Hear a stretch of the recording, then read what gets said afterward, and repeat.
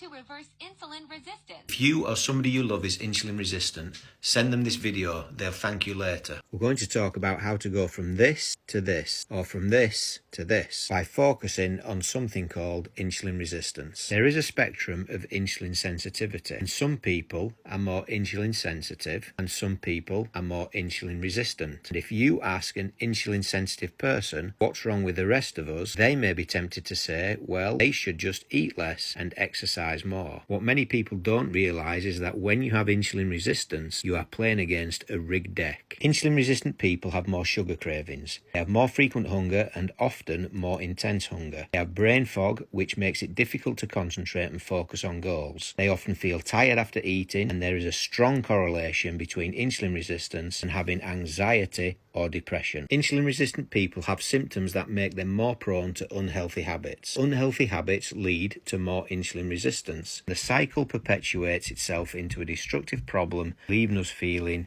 very, very frustrated. In order to get insulin under control, we need to know what increases insulin levels and also what reduces insulin levels. If you struggle with snacking and overeating, then fasting might be a great solution. When we're fasting, we're not starving, we're simply switching fuel sources. Instead of burning food for fuel, we're burning body fat for fuel.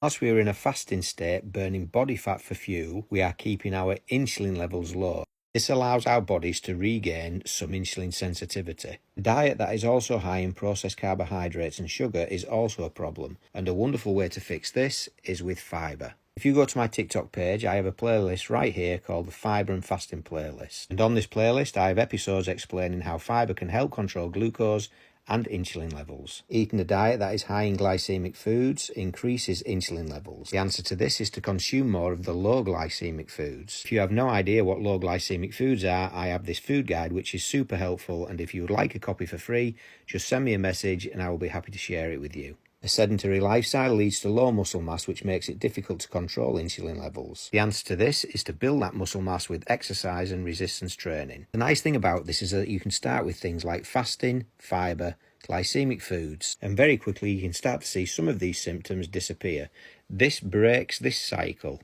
Breaking the cycle makes it much easier to do the exercise and resistance training. These are some straightforward solutions that will help you go from being more insulin resistant to insulin sensitive.